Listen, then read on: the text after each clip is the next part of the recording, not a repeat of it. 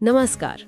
आज हमारे पास कंप्यूटर की बुनियादी बातों, एक्सेल और वर्ड पर कुछ दिलचस्प हस्तलिखित नोट्स हैं और हम इन्हीं में से कह सकते हैं काम की जानकारी निकालने वाले हैं। हाँ, देखते हैं नोट्स में क्या खास है। हमारा मकसद है इन नोट्स से कंप्यूटर की दुनिया की नींव, इसका सफर और एक्सेल, वर्ड जैसे रोजमर्रा के टूल्स के पीछे की मुख्य बातें समझना।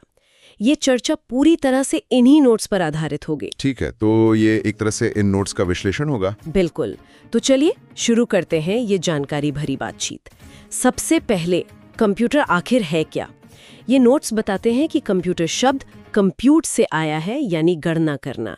हिंदी में संगणक। हाँ, संगणक या अभिकलित्र। और चार्ल्स बेबेज का नाम आता है, जिन्हें 1833 के एनालिटिकल इंजन की वजह से कंप्यूटर का जनक माना जाता है। बिल्कुल।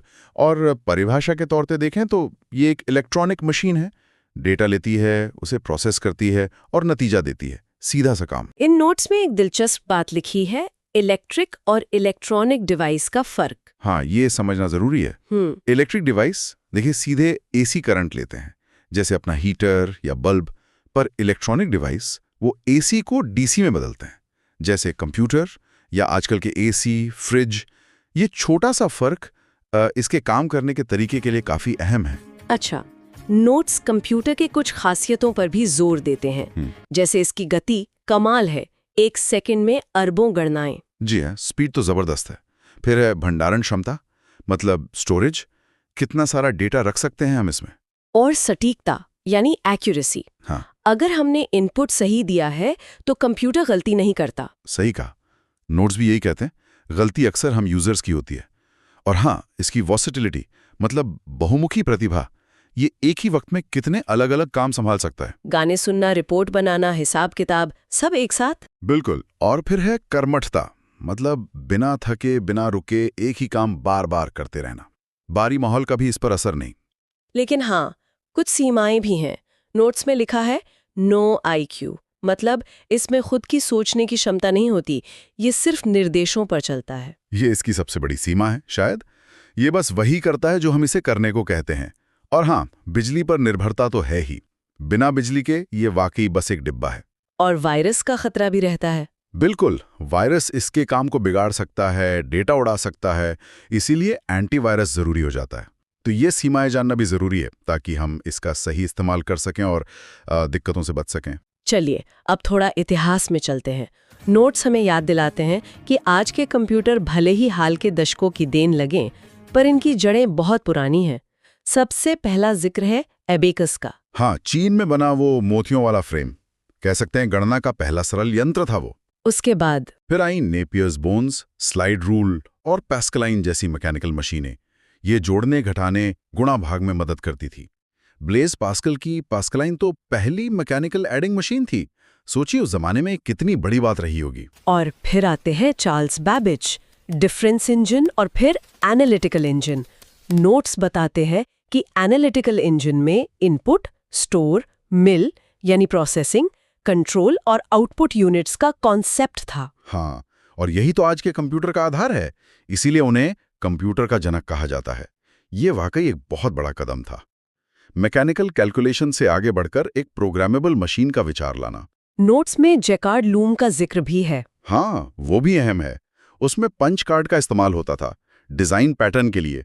ये डेटा स्टोरेज और इनपुट का एक तरह से शुरुआती रूप था। कमाल है ना? बिल्कुल। फिर दौर आया इलेक्ट्रोमैकेनिकल और शुरुआती इलेक्ट्रॉनिक कंप्यूटरों का, मार्क 1। हाँ, मार्क 1। और फिर आया ENIC, जिसे पहला डिजिटल कंप्यूटर कहा गया। इसमें वैक्यूम ट्यूब्स लगे थे। वैक्यूम ट्यूब्स, वो तो बहुत गर्मी पैदा करते होंगे। करते थे। ENIAC बहुत बड़ा और भारी था, और हाँ, गर्म भी बहुत होता था, लेकिन तेज गणना कर सकता था। और फिर आया EDSAC। ये पहला कंप्यूटर था जिसमें प्रोग्राम स्टोर किया जा सकता था। ये स्टोर्ड प्रोग्राम कॉन्सेप्ट बहुत क्रांतिकारी था। मतलब प्रोग्राम को बार बार डालने की जरूरत नहीं है। बिल्कुल। इसी के बाद EDVAC और UNIVAC आए। UNIVAC तो पहला कमर्शियल कंप्यूटर बना। तो ये सफर दिखाता है कि कैसे गणना यंत्र धीरे धीरे सोचने वाली तो नहीं, पर निर्देशों का पालन करने वाली मशीनों में बदले। इस विकास को नोट्स में पीढ़ियों में बांटा गया है तकनीक के आधार पर। पहली पीढ़ी 40 से 50 के दशक की। जी, वैक्यूम ट्यूब्स का दौर। बड़े, धीमे, ज्यादा गर्मी पैदा करने वाले। भाषा मशीनी भाषा, यानी सिर्फ 0 और 1। फिर आई दूसरी पीढ़ी 50 के दशक के आखिर से 60 के दशक तक। यहां आया ट्रांजिस्टर। इसने वैक्यूम ट्यूब्स की जगह ली। कंप्यूटर छोटे हुए, तेज, ज्यादा भरोसेमंद, और असेंबली भाषा, साथ ही फोर्ट्रैन, कोबोल जैसी हाई लेवल भाषाएं भी आईं। ट्रांजिस्टर वाकई एक बहुत बड़ा बदलाव था। इसने कंप्यूटर को मेनफ्रेम कमरों से निकालकर ऑफिसों तक लाने का रास्ता खोला होगा। हाँ, कह सकते हैं। फिर तीसरी पीढ़ी 60 से 70 के दशक। इंटीग्रेटेड सर्किट यानी आईसी का आगमन, एक छोटी चिप पर कई ट्रांजिस्टर। सही। कंप्यूटर और छोटे, तेज और सस्ते हुए। ऑपरेटिंग सिस्टम का विकास हुआ। कीबोर्ड और मॉनिटर आम होने लगे। और चौथी पीढ़ी 70 से 80 का दशक। माइक्रो प्रोसेसर, मतलब एक ही चिप पर पूरा सीपीयू। इससे पर्सनल कंप्यूटर यानी पीसी का जन्म हुआ। एप्पल II, IBM पीसी, ये सब इसी दौर के हैं। तो यहीं से कंप्यूटर आम लोगों तक पहुंचे। बिल्कुल। माइक्रो प्रोसेसर ने तो क्रांति ही कर दी। कंप्यूटर इतने छोटे और सस्ते हो गए कि घरों और डेस्क पर आ गए। इसी दौर में GUI, मतलब ग्राफिकल यूजर इंटरफेस, की नींव भी पड़ी, जिसने इस्तेमाल और आसान बनाया। और पांचवी पीढ़ी 80 के दशक से अब तक जो चल रही है। हाँ, ये दौर है ULSI, ultra large scale integration और आर्टिफिशियल इंटेलिजेंस का। Laptop, super computer, internet, mobile computing सब इसी में आते हैं। भाषाएं और शक्तिशाली हुई, C++, जावा, पाइथन वगैरह। तो हर पीढ़ी ने कंप्यूटर को ज्यादा शक्तिशाली, छोटा और सुलभ बनाया है। जी हाँ, और ये विकास रुका नहीं है। AI, क्वांटम कंप्यूटिंग जैसी चीजें भविष्य की दिशा तय कर रही हैं। नोट्स में कंप्यूटरों का वर्गीकरण भी दिया है, आकार के आधार पर देखें तो। माइक्रो कंप्यूटर यानी हमारे डेस्कटॉप, लैपटॉप, टैबलेट्स, जिन्हें हम पर्सनल कंप्यूटर या PC कहते हैं। फिर मिनी कंप्यूटर, वो माइक्रो से ज्यादा शक्तिशाली और महंगे होते थे। छोटी मीडियम कंपनियां इस्तेमाल करती थीं, जहां एक से ज्यादा लोग एक साथ काम कर सकें। और मेनफ्रेम कंप्यूटर, ये बहुत बड़े और शक्तिशाली कंप्यूटर होते हैं। बैंक या बड़ी कंपनियां इस्तेमाल करती हैं भारी मात्रा में डेटा प्रोसेसिंग के लिए, जैसे लाखों ग्राहकों का डेटा संभालना। और सबसे ऊपर सुपर कंप्यूटर। हाँ, दुनिया के सबसे तेज जटिल वैज्ञानिक गणनाओं के लिए, जैसे मौसम की भविष्यवाणी, अंतरिक्ष मिशन, बड़ी रिसर्च लैब्स में। नोट्स में भारत के पहले सुपर कंप्यूटर परम का जिक्र है। और दुनिया के पहले क्रे 1 का भी।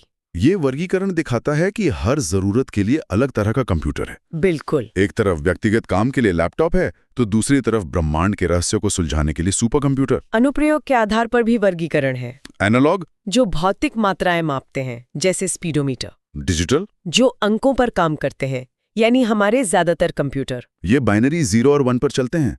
और हाइब्रिड, हाँ, जो दोनों का मिश्रण है, जैसे अस्पताल में ECG मशीन। ठीक है। अब आते हैं कंप्यूटर के दो मुख्य हिस्सों पर, हार्डवेयर और सॉफ्टवेयर। ये तो सबको पता है। हाँ, पर फिर भी दोहरा लेते हैं। हार्डवेयर वो जिसे छू सकते हैं, monitor, keyboard, CPU, printer. Software वो जिसे छू नहीं सकते, प्रोग्राम्स, ऑपरेटिंग सिस्टम। नोट्स में हार्डवेयर को 4 श्रेणियों में बांटा गया है: इनपुट, आउटपुट, प्रोसेसिंग और स्टोरेज। इनपुट डिवाइस से हम कंप्यूटर को डेटा देते हैं, जैसे कीबोर्ड और माउस। नोट्स में स्कैनर, जॉयस्टिक, OMR। अरे हाँ, OMR शीट वाला एग्जाम में इस्तेमाल होता है। और BCR, बारकोड रीडर, दुकानों में देखते हैं हम। बिल्कुल। कीबोर्ड और माउस के भी अलग-अलग कनेक्शन टाइप बताए हैं: PS2, USB, वायरलेस। हाँ, टेक्नोलॉजी कैसे बदली है ये दिखता है इससे। ये इनपुट डिवाइस हमारी दुनिया और कंप्यूटर के बीच पुल का काम करते हैं। फिर हैं आउटपुट डिवाइस, जिनसे कंप्यूटर हमें नतीजा दिखाता है। मॉनिटर सबसे मुख्य है। नोट्स में TFT, LCD, LED जैसे प्रकार बताए गए हैं। आजकल तो LED और उससे भी बेहतर टेक्नोलॉजी आ गई है। प्रिंटर से हार्ड कॉपी मिलती है। इसमें भी इम्पैक्ट, जैसे डॉट मैट्रिक्स जो आवाज करते थे, और नॉन इम्पैक्ट जैसे लेजर जो शांत होते हैं। लेजर प्रिंटर तो ऑफिसों में आम है। स्पीकर आवाज देते हैं, प्रोजेक्टर बड़ी स्क्रीन पर दिखाते हैं। प्रोसेसिंग का काम CPU यानी सेंट्रल प्रोसेसिंग यूनिट करता है। कंप्यूटर का दिमाग कहते हैं इसे, सारे निर्देश यही संभालता है। और स्टोरेज डिवाइस डेटा सहेज कर रखते हैं। यहाँ 2 मुख्य प्रकार हैं: प्राइमरी मेमोरी और सेकेंडरी मेमोरी। जी। प्राइमरी में रैम और रोम आते हैं। रैम यानी रैंडम एक्सेस मेमोरी। नोट्स कहते हैं ये अस्थायी मेमोरी है, कंप्यूटर बंद तो डेटा गया। हाँ, ये तेज होती है और काम करने के दौरान इस्तेमाल होती है। जैसे आप कोई प्रोग्राम खोलते हैं तो वो रैम में लोड होता है। और रोम, रीड ओनली मेमोरी। ये स्थायी है। इसमें कंप्यूटर को स्टार्ट करने वाले जरूरी निर्देश होते हैं जिन्हें बदला नहीं जाता आमतौर पर। फिर आती है सेकेंडरी मेमोरी। ये स्थायी स्टोरेज के लिए है। बिल्कुल, जैसे hard disk drive, pen drive, CD DVD, memory card. Notes में एचडीडी के अलग-अलग इंटरफेस जैसे एटीए, सैटा, यूएसबी का जिक्र है, जो स्पीड और कनेक्शन में सुधार दिखाते हैं। ये रैम और एचडीडी का फर्क समझना वाकई जरूरी है। रैम काम करने की जगह है, तेज लेकिन अस्थायी। एचडीडी फाइलें लंबे समय तक रखने का गोदाम है, धीमा एसएसडी की तुलना में लेकिन स्थायी। सही कहा। आजकल एसएसडी यानी सॉलिड स्टेट ड्राइव भी आम है, जो एचडीडी से काफी तेज हैं। नोट्स में मेमोरी यूनिट्स का जिक्र भी है। बिट, बाइट, केबी, एमबी, जीबी, टीबी और उससे भी आगे। हाँ, 1024 का हिसाब चलता है इनमें।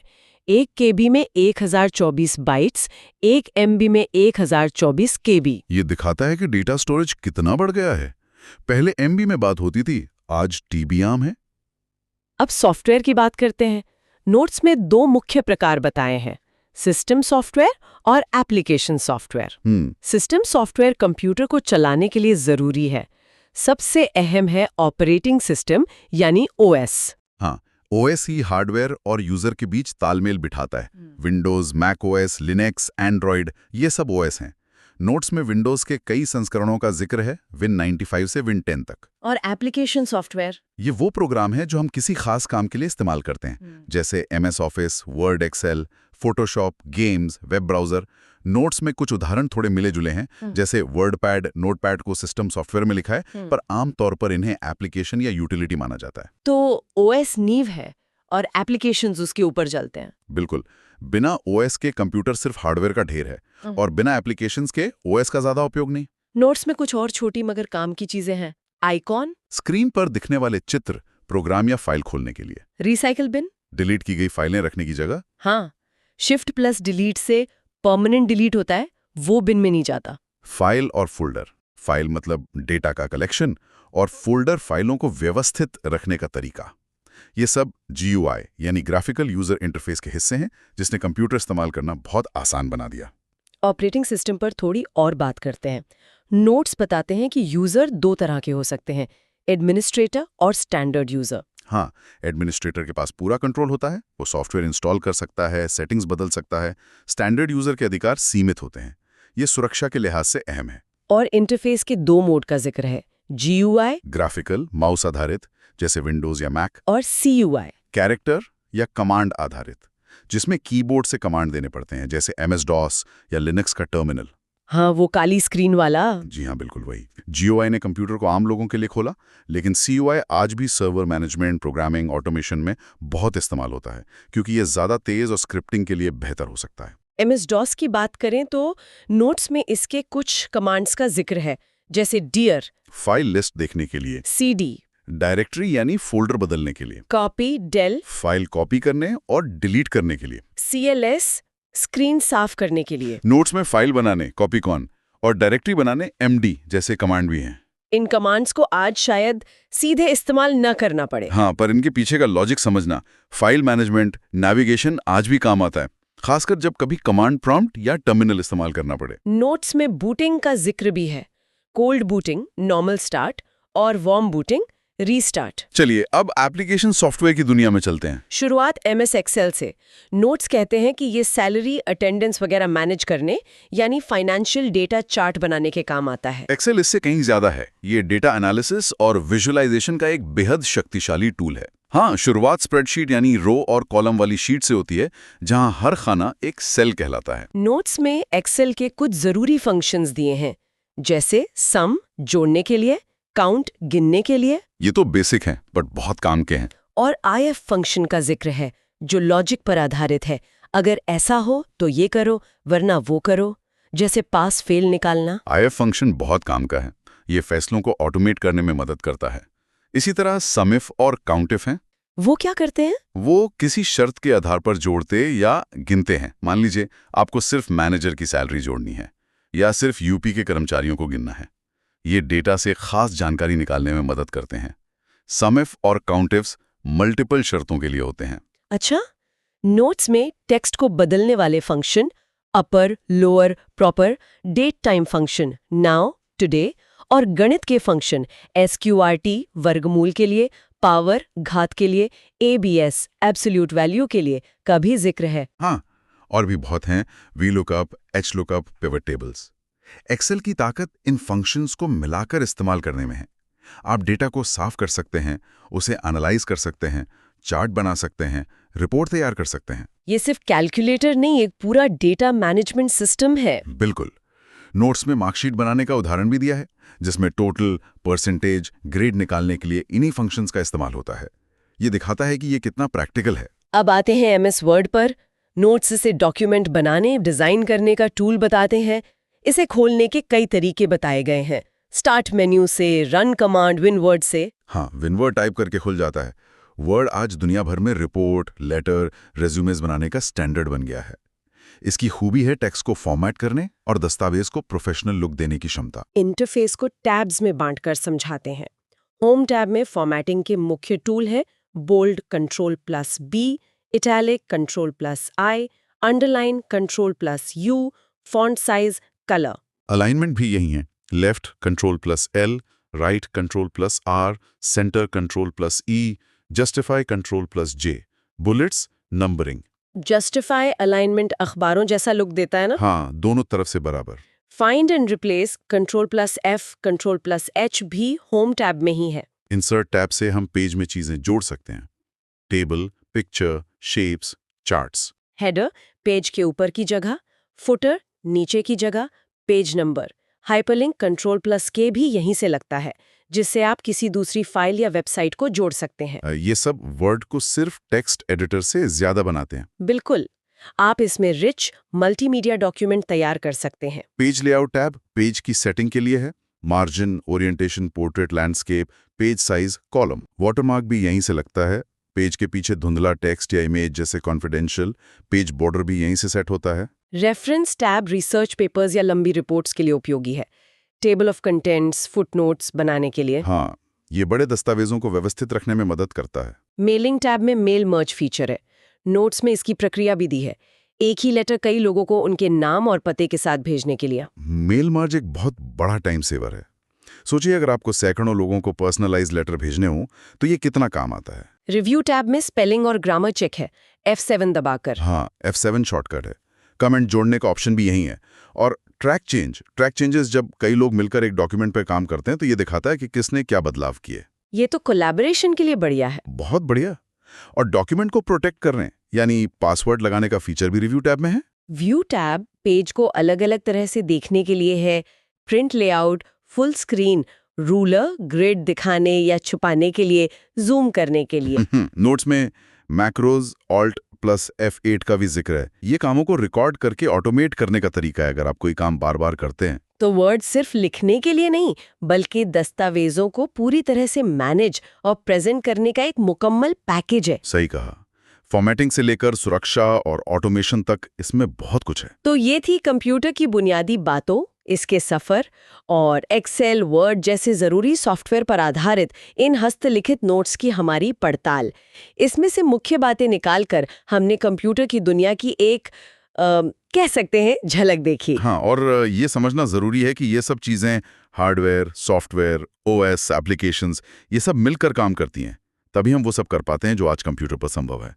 इन नोट्स ने हमें उस पूरी तस्वीर के कुछ अहम हिस्सों से रूबरू कराया। बिल्कुल, ये सोचना भी दिलचस्प है कि इन्हीं बुनियादी सिद्धांतों पर आज की जटिल टेक्नोलॉजी टिकी है।